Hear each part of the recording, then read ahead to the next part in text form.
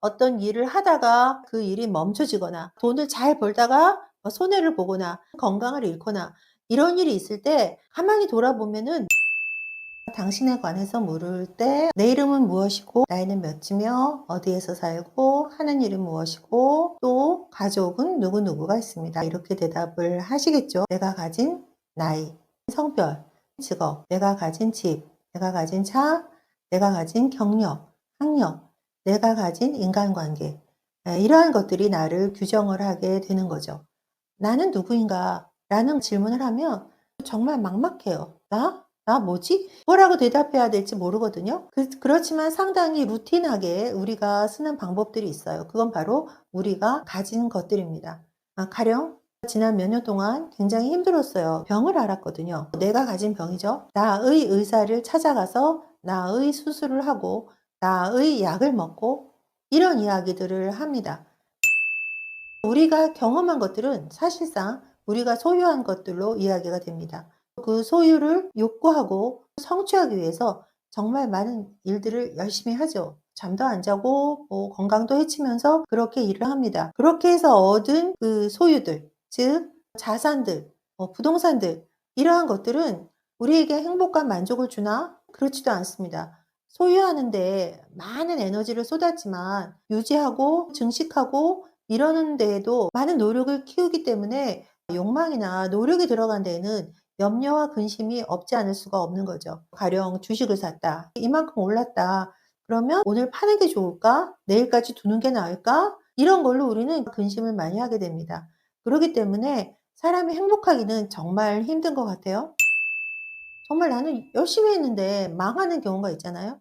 사업에서 망해서 자산을 잃을 때 또는 명예의 손상이 갔을 때 그로 인해서 많은 근심을 하게 되고 낙심을 하게 되고 갑자기 극단적인 선택을 할 수도 있고 아니면 질병이 되고 서서히 죽어갈 수도 있습니다. 우리가 무언가를 가지려고 한다는 것, 또 내가 가진 것으로 나를 규정한다는 것은 매우 위험한 일이 되죠. 프로그램이 있잖아요. 나는 자연인이다. 그러니까 이분들이 도시에서 일을 하고 살다가 어느 날 갑자기 그 모든 것들을 다 끊고 자연으로 산으로 숲으로 들어가는 그런 이야기들이 나오는데 그걸 보면서 정말 부러워합니다. '아 저 사람은 어떻게 저렇게 살 수 있을까? 나도 저렇게 살고 싶은데.'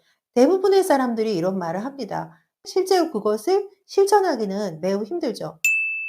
이제까지 내가 했던 많은 것들을 끊어내야 되는데 일도 끊어내야 되지만 가진 것도 많이 끊어내야 산으로 들어갈 수가 있는 거죠. 그럼 산에 들어간 사람들은 왜 행복한가? 거기에 가기 위해서 많은 걸 버렸죠. 뭐 집도 버리고 가족들이 같이 안 간다 그러면 혼자 가는 경우가 많죠. 그러니까 가족들도 버린 셈이 되고 그 자동차도 버리고 뭐 옷도 버리고 많은 가구도 버리고 전자제품 기구들도 버리고 이런 많은 것들을 버리고 거기에 들어가는 거예요. 할 일도 없고 외롭고 쓸쓸하고 가진 것도 없잖아요. 근데 그 얼굴에는 그 행복과 만족 이런 게 되게 충만해요. 네. 그 이유가 뭡니까? 그 내가 비운 소유들, 내가 없앤 것들 그 속으로 하나씩 하나씩은 그 산에 좋은 공기가 들어오고 햇살이 들어오고 나무가 들어오고 풀이 들어오고 작고 귀여운 동물들이 들어오고 가령 뭐 고양이가 들어온다든가 그리고 새가 지저귀는 소리가 들어오고 그리고 달빛이 들어오고 별빛이 들어오고 막 이런 많은 것들이 하나하나 들어와서 내 마음을 채우는 거예요.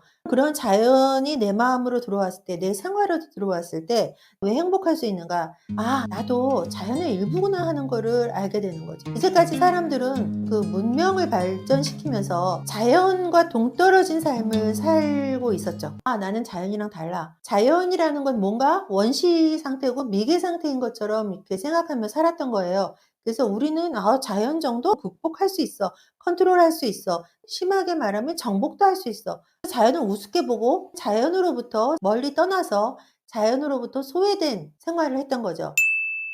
자연으로부터 소외됐다는 말은 우리의 삶 속에 자연의 원리와 자연의 법칙이 들어오지 못하게 했다는 겁니다. 자, 자연을 보면은 낮에 해가 반짝반짝 비칠 때는 나가서 일하지만 해가 지면 사실 쉬게 되어 있잖아요. 근데 우리는 네, 인공의 빛을 만들어서 밤을 새울 수도 있습니다. 자연이 우리에게 준 생체 리듬을 깨버리고 휴식을 못하게 하고 그래서 조금씩 병들어가고 피폐해져 갑니다. 자연이라는 거는 얻으면 잃는 게 있고 흥하면 망하는 게 있고 그 안에서 많은 사이클들이 돌아가요. 그러니까 어떤 개체가 죽어가면 그 개체를 양식으로 해서 살아가는 또 개체가 있고, 가령 나무 등걸이 쓰러지면 그 쓰러진 나무 등걸을 자양분 삼아서 자라나고 있는 많은 생명체들이 있습니다. 이렇게 순환을 하는데 인간은 그러한 순환에서 상당히 멀어져 있어요. 우리가 어떤 일을 하다가 어느 날 그 일이 멈춰지거나 막 돈을 잘 벌다가 손해를 보거나, 또는 가장 중요하다고 생각하는 건강을 잃거나,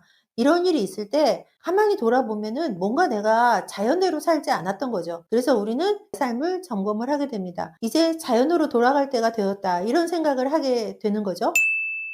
모든 사람들이 다 자연인이 돼서 모든 걸 다 버리고 산으로 들어갈 수는 없잖아요. 우리가 어려움이 있을 때 가는 곳이 정원이나 이렇게 숲이나 산이잖아요. 가서 자연이 돌아가는 걸 우리가 보게 됩니다. 평소에 느끼지 못한 햇빛도 느끼고, 뭐 맨발로 걸으면서 흙도 느껴보고, 이런 체험을 해 보죠. 그러면서 '나도 자연이구나. 내가 자연을 느끼니까 이렇게 좋네?' 그러면서 마음속에 아집이랑 욕심이랑 원대한 이상과 뭐 미래에 대한 대단한 욕망, 이런 것들을 하나씩 하나씩 덜어내면서, 근데 이 덜어내는 과정이 자유일 수도 있고 타의일 수도 있죠. 환경이 나를 그렇게 만들 수도 있고, 이거를 덜어내면서 그 안에 자연이 하나둘 들어오게 되는 거예요. 새소리 못 들었는데 어느 날 새소리가 들려. 한 번도 하늘을 볼 틈 없이 그냥 허리 구부리고 일만 했는데 어느 날 허리를 펴니까 하늘이 보이네? 아, 달도 보이네? 그러니까 이런 것들을 통해서 우리는 자연을 회복하게 되는 겁니다.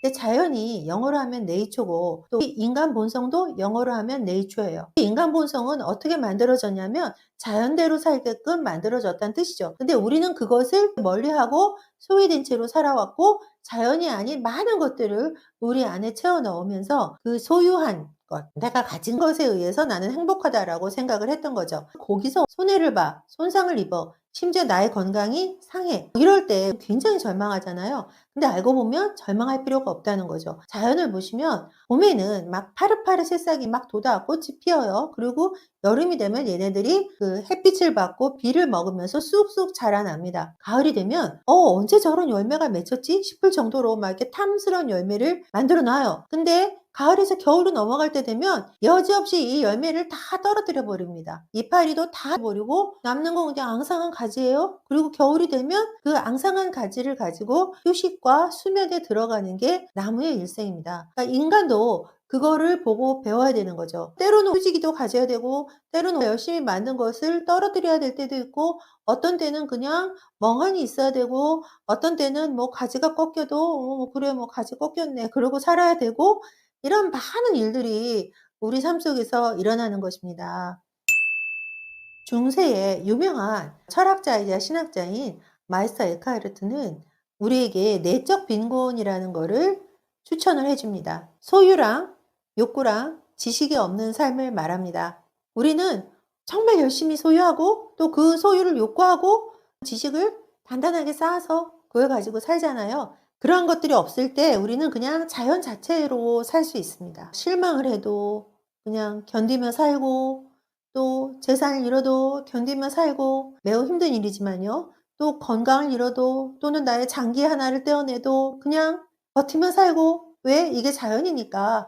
자연을 가만 들여다보면 손상 하나 없이 사는 자연이 없어요.